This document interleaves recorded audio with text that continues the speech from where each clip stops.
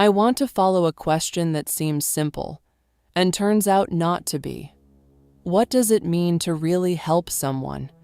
Not the feeling of helping, not the gesture of helping, the actual thing, the act that leaves the other person more capable, more seen, more able than before, because the trail shows something uncomfortable.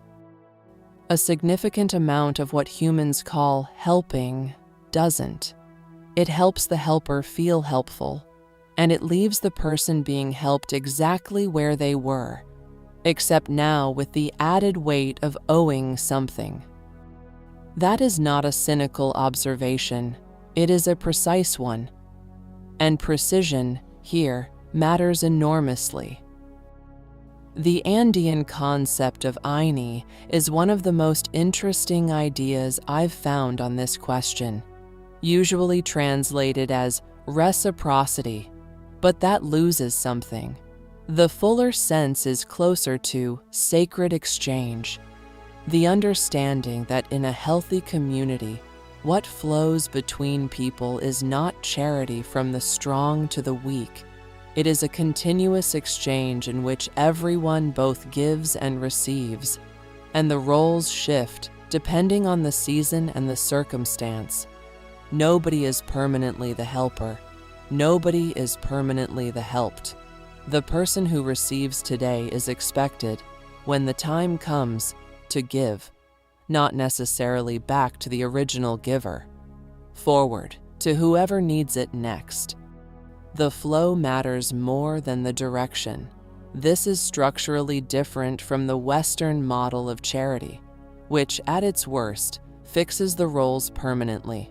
The giver gives, the receiver receives, and the dignity of the receiver is, often without intention, slowly eroded.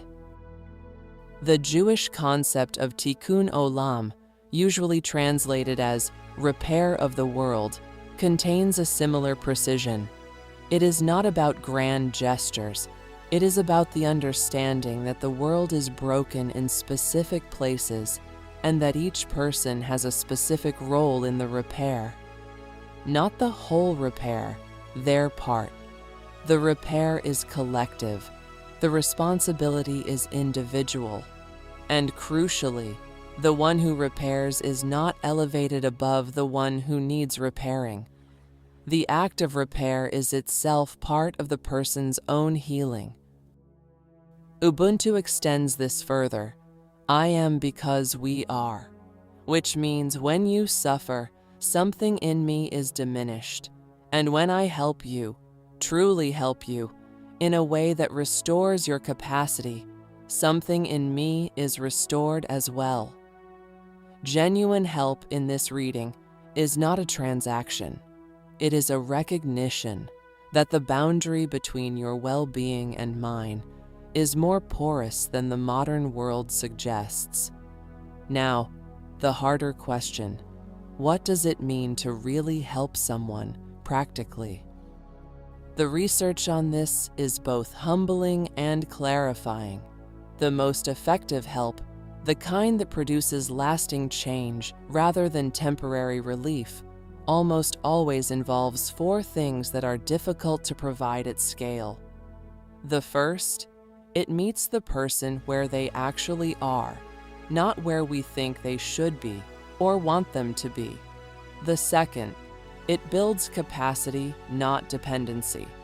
It leaves the person more able to navigate similar situations without help in the future.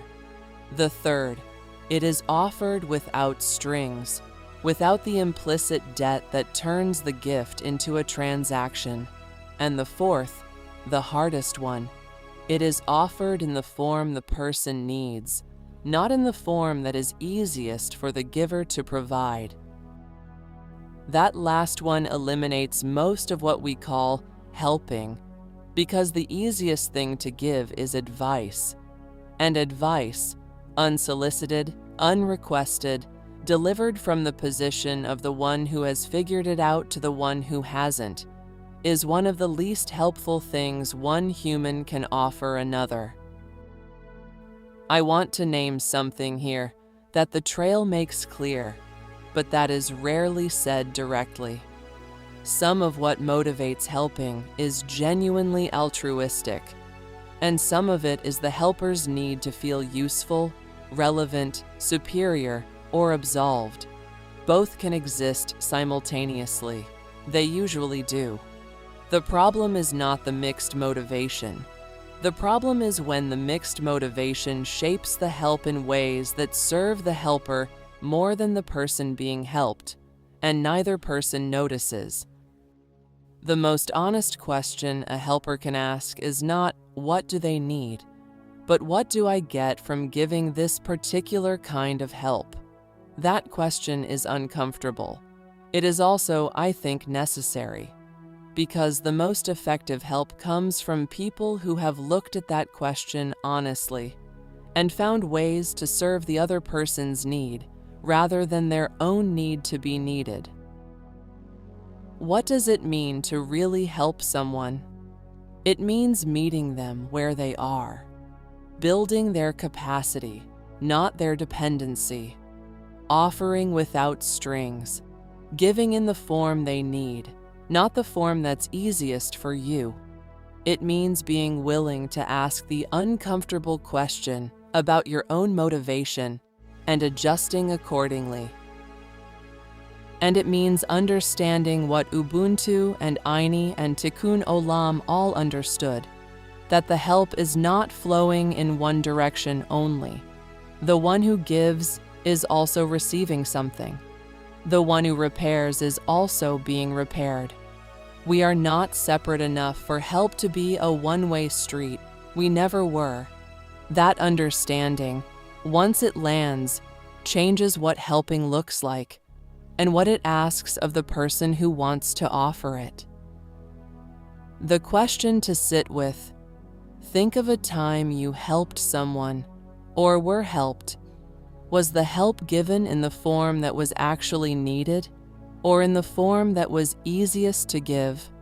What would be different if you asked first, truly asked, and waited for the answer?